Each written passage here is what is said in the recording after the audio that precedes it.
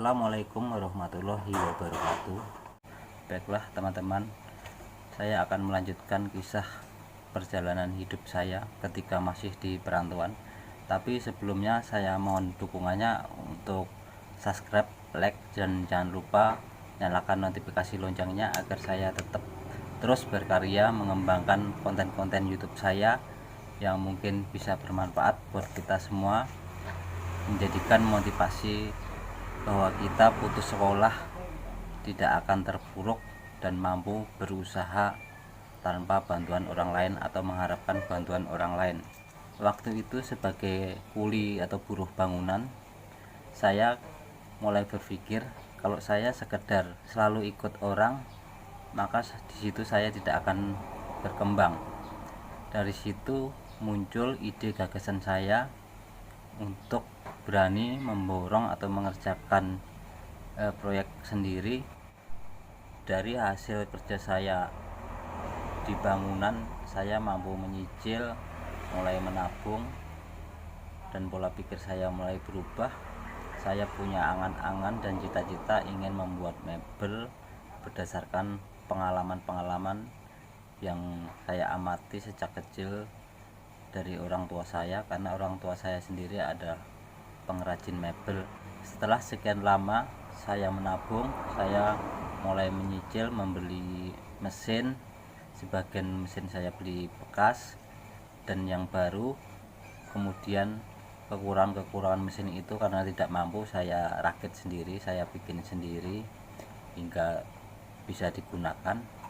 Setelah itu saya mulai membangun gudang, mulai mengerjakan mebel itu. Kemudian saya pelan-pelan mencari anak buah hingga mempunyai 3 karyawan yang mampu membantu saya, dan akhirnya saya mampu menabung, mampu menyelesaikan rumah, mampu mencukupi kebutuhan rumah tangga. Waktu itu saya mampu juga membeli pickup sebagai sarana dan prasarana untuk memudahkan saya mencari bahan baku pembuatan mebel. Setelah mebel berjalan kurang lebih hampir 4 tahun, kemudian setelah rumah tangga saya mulai mapan, mulai serba kecukupan, di situ tiba-tiba kakak saya untuk bekerja sama ingin membuka usaha toko bangunan.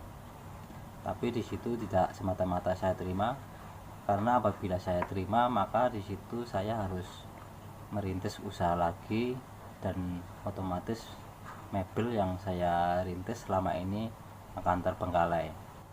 Di situ tidak semata-mata saya bisa terima begitu saja, karena ada hal-hal atau privasi yang mungkin tidak bisa saya ucapkan di sini.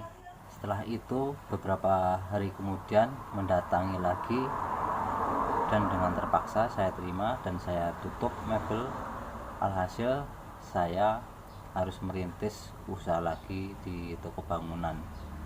Diawali membuka toko bangunan hanya sekedar mengontrak sebidang tanah atau halaman orang sebagai tempat kita jualan toko bangunan nanti.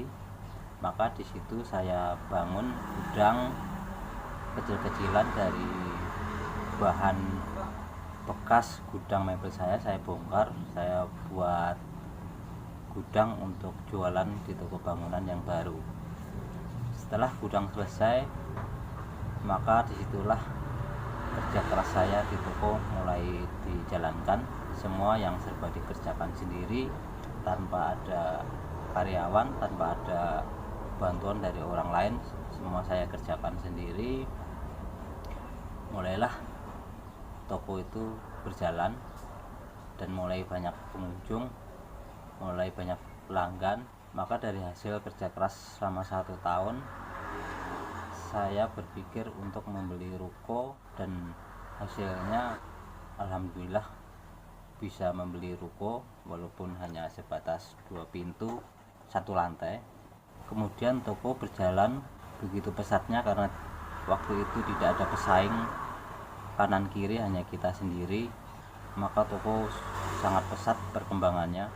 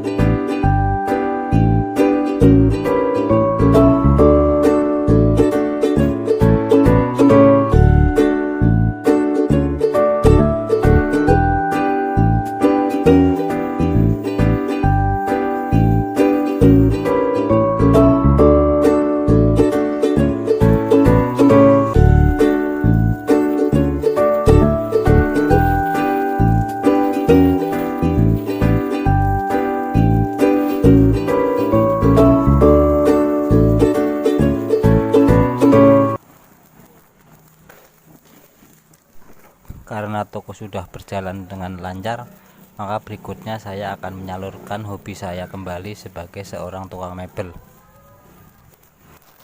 Saya ingin menyalurkan kembali hobi saya sebagai seorang tukang mebel. Oke teman-teman, mungkin cukup sekian dulu cerita dari saya. Berhubung ini kita sambil jualan, sambil melayani orang, maka di sini saya tidak bisa fokus. Sekian dan terima kasih. Wassalamualaikum warahmatullahi wabarakatuh.